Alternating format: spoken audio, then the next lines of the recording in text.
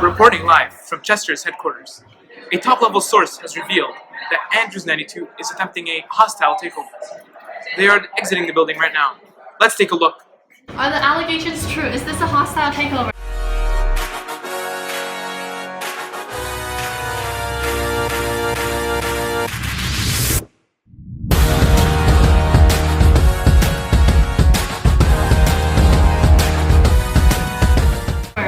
Can you confirm? Can you confirm? Do you have a minute?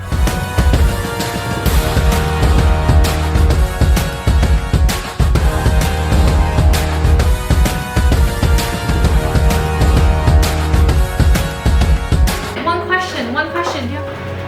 John.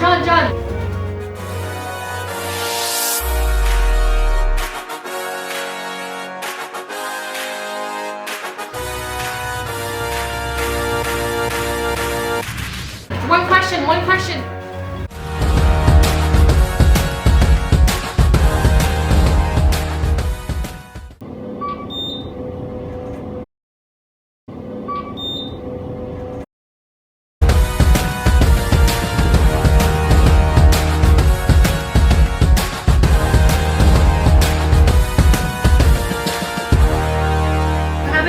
What happened in the meeting?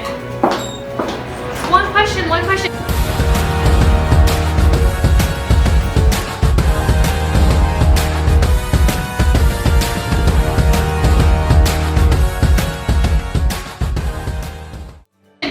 Do you have time for one question? They are currently unavailable for questioning. But let's take a look at their press conference from earlier this morning. Welcome to the Andrews 92 press conference.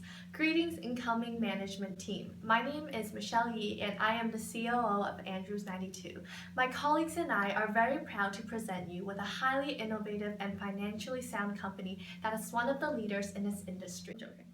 To ensure a smooth transition, we will now inform you of our company's current position, our intended strategy, and our initial results up to round 4. We will then explain our modified strategy and final outcomes in the simulation. In the end, we would like to present you with 3 recommendations and 2 lessons that we have learned over the course of our management experience. Hi, my name is Emily Han, and I'm the CEO of Andrews 92. I will be presenting our ending position in the simulation.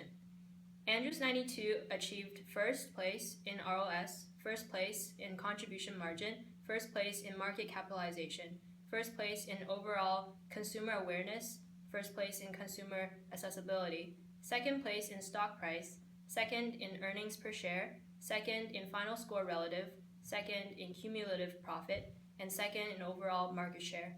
In the end, Andrews 92 ranked second in its industry. Moreover, after 8 years of development, Andrews has established an equally strong presence in both market segments. All 4 of our products are immensely popular and have helped us every round to generate the highest or second highest sales. We believe that our very successful product portfolio and market position are key advantages that will help you, the incoming management team, to become the industry leader and continue the Andrews 92 legacy. Good.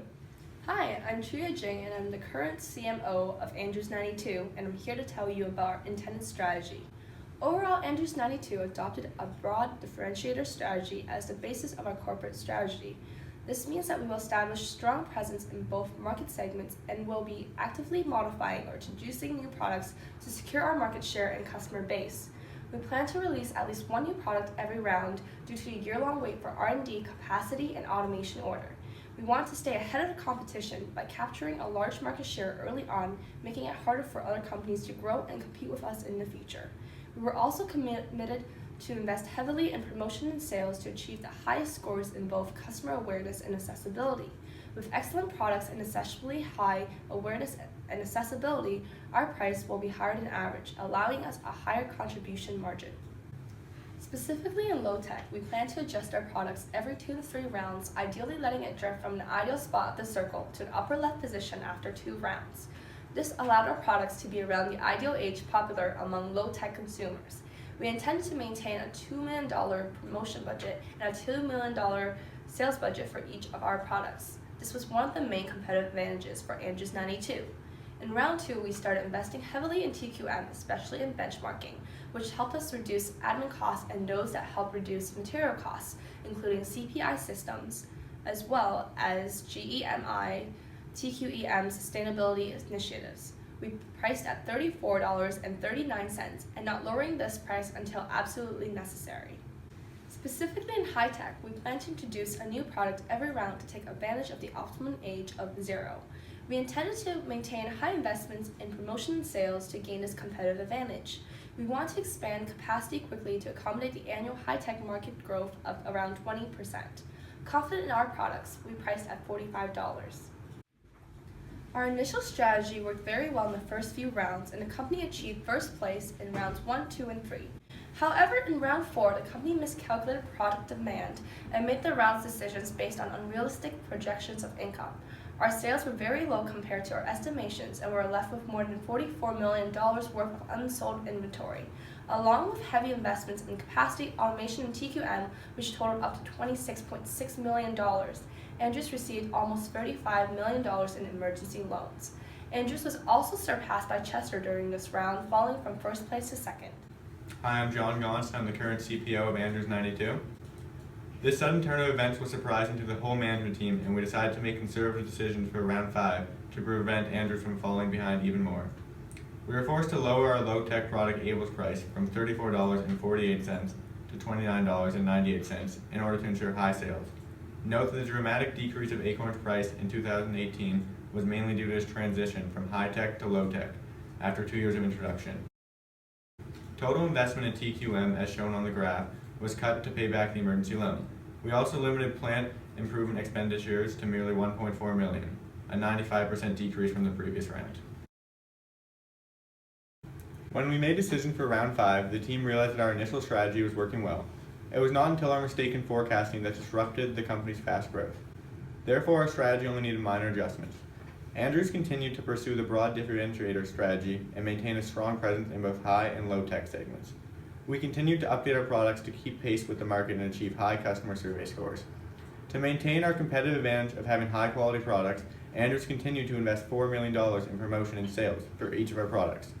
In our revised strategy, products in high tech are still priced at $45, above average, but our products in low tech were adjusted and no longer at the maximum price of $35, but were around $30.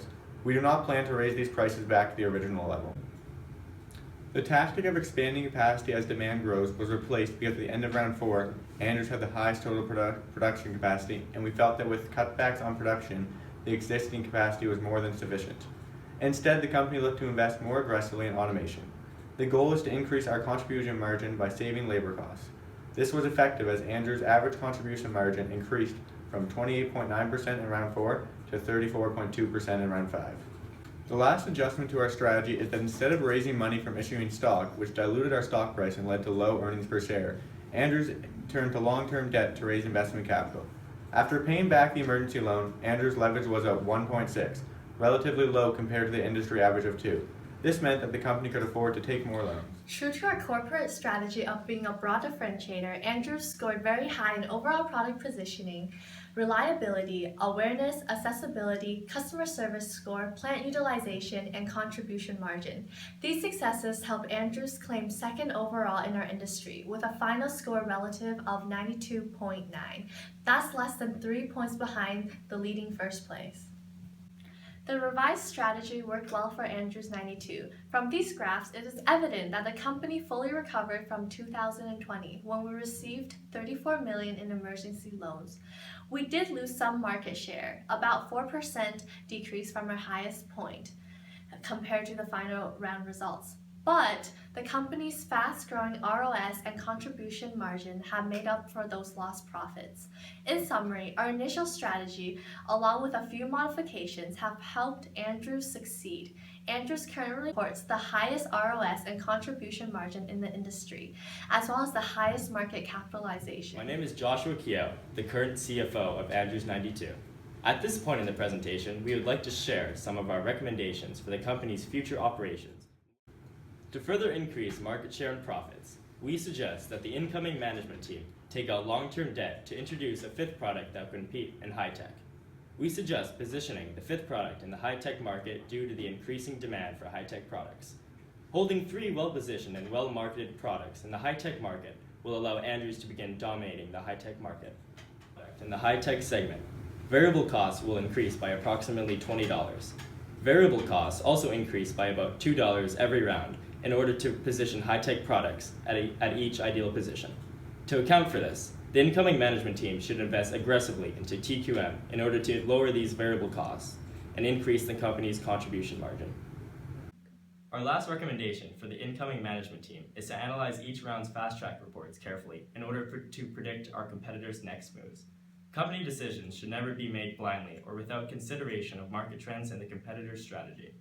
At the end of round 3, we did not notice that 4 out of the 6 companies, including us, plan to introduce a new high-tech product for round 4. All 4 new products were positioned very close to each other, dividing the round's sales quite equally. As a result, Andrews only sold a fraction of our purchase inventory, which led to the emergency loan. We hope the incoming management team can learn from our mistake, and from now on can observe the competitors' decisions closely to avoid any surprises. After round 3, with a good position in the industry, we decided to forecast and produce at a higher amount for every product, including the new product we introduced in that round. We were overconfident in our ability to sell out for inventory, and this caused us to incur $34 million in emergency loans, which hindered our growth as a company.